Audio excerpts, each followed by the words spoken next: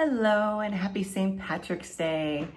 I just have to report about something unbelievable that happened yesterday for my own documentation because I want to call it, sound corny, but I want to call it a carnivore miracle. Okay, what happened? I was volunteering yesterday.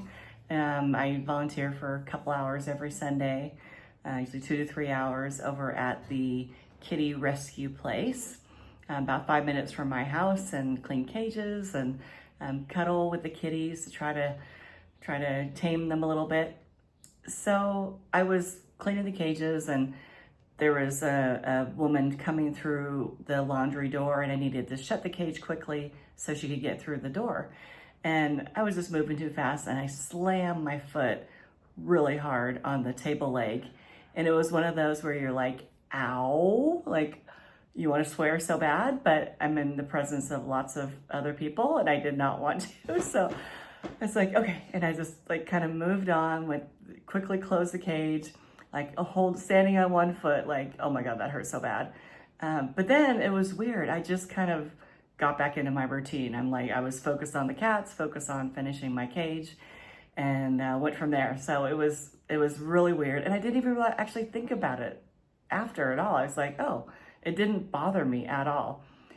But then I was talking to my daughter on the phone, and we have this little massage chair that will rub the bottom of your feet too, and with these roller balls.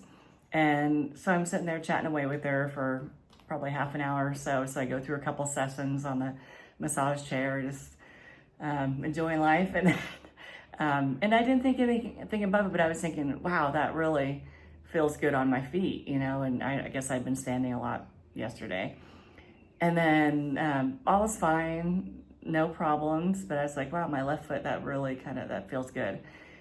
But then Mark and I went out to a concert last night to our local venue here, and we're sitting up on these high top tables, and all of a sudden, like the way I was holding my foot, like it just started throbbing, and like it got worse and worse and worse, like over the next 15 minutes. And then I was at the point where I couldn't even like put it in any position where it would not stop. It was like such bad pain. Even if I just held it perfectly still, if I rested on my other foot, I just could not believe it. And then I reached down and I felt, there was a bump on the top of my foot, like a hard, like a bone protrusion or something, not through the skin, but I'm like, this is weird. It's not on my other foot.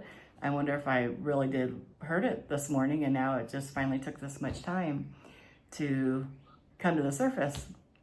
So we ended up leaving after about an hour at the end of the concert and came home, and I told Mark it was like the most excruciating pain.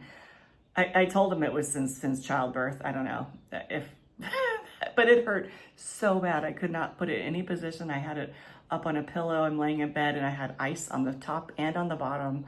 And I actually took 2 Tylenol. I haven't taken a Tylenol or an Advil for probably a couple years now, but it was that much pain. And so now it's about 10 o'clock at night, and I'm just like, how in the world am I going to sleep? And I guess between the Tylenol and the ice on the front and the bottom of my foot, I did fall asleep. I fell asleep with the ice on my foot. And then like probably an hour later, I woke up and I took the ice off, and I just tried to not move my foot at all and just leave it there on the pillow. And somehow I ended up going to sleep. And then I woke up about 3 a.m. and I moved my foot freely with no pain. It was just the craziest thing. And then I'm like, okay, well, this is good. And hopefully I can walk on it, because I could barely walk into the house last night. It was so bad. I had to lean on Mark. So I get up to let the dog out, and I'm like, it's just like a little dull ache, like on a scale of 1 to 10, like a 1, where last night it felt like a 10.5. I could not believe it. And I was thinking, well, maybe what was happening, why it hurt so bad, is like all the cells were just in there repairing so actively and so quickly that inflammation was causing it to hurt so bad. And maybe it was pressing on a nerve or something. But I never had that much pain in my foot ever, where I I definitely couldn't barely walk on it, and I couldn't hold it in any position. And now it's about 9 o'clock in the morning, and it's like a dull ache. It's nothing at all. I could walk perfectly fine. It doesn't hurt when I move it. It is the craziest thing. I've never had that type of recovery where, you ice it, and I took the Tylenol, and like, it went from a 10.5 on the pain scale to like a 1. It was just, I don't know. I'll call it my carnivore miracle for the week, because I thought it was just unbelievable. So anyway, that's another thing I wanted to mention is that we played pickleball for the first time on Thursday night. So that was really, really fun. And they call it cripple ball, I guess, because a lot of older people are falling doing it. So hopefully that's not going to be us. But was super fun. And somehow, it's funny, like carnivore comes up in different conversations. And I know what it was. I met the fellow that lives behind us, a couple properties over, that is raising cows. And he's like, yeah, I could actually see your house from my property. I'm the one with the cows. Like, oh my God, I just love hearing your cows lowing in the morning. It's so sweet, with the beautiful birds and the cows. And I love all the sounds here. And he's like, yeah, I guess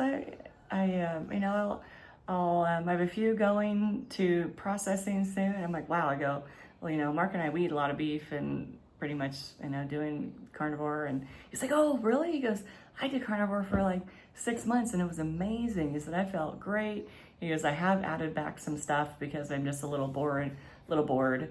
But he said that he's doing a little bit of carb. He goes, I need carb. And he's like in his 70s, and but he said he is mostly meat based. And he goes, yeah, that guy over there in the yellow shirt, he's been doing carnivore for like 6 months and he's doing great. He's lost like 50 pounds. And he's like, let me introduce you.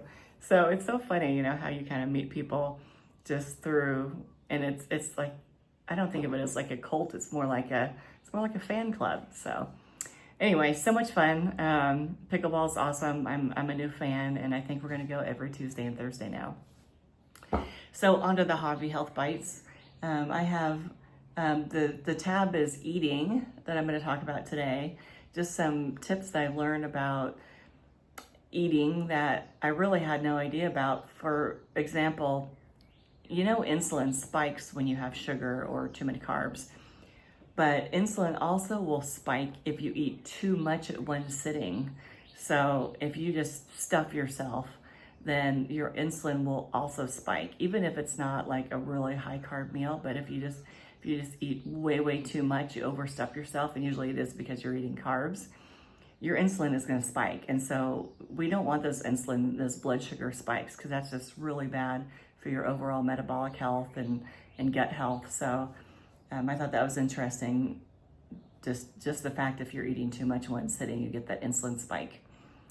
And then one thing I remember from my classes for the functional nutrition is that we need to remind ourselves, and I do this, need to remind myself especially, to eat slowly, chew completely, and that really helps to activate the digestive enzymes, because some things are going to break down right in your mouth. And then really only eat until you're about 75% full. That's an active type of method of in Japan. They do that where they eat till 75% full, and it's just a great practice so you don't get that overall insulin spike with the overstuffing of yourself. And then if possible, after every meal, try to go for a 10 to 20 minute walk. And then I heard a tip recently that after, if you could do like 5 minutes of breath work, just, deep breathing, that kind of just helps solidify some of that, oxygen in your body. And so I'm going to try to work on that practice a little bit more. And then, if you can't do an after dinner walk, let's say it's dark or it's raining or whatever, if you have a treadmill, go ahead and do that, of course. But if you don't, then you could lift like light to medium weights and just walk around the house for about 10 minutes. Or you can, if you're watching TV, for example, I've done this recently where just watching TV after dinner, I do 30 squats and just get that blood going a little bit, and that will kind of mimic a 30-minute, or actually a 10 to 20-minute walk. So those are my health bites for today.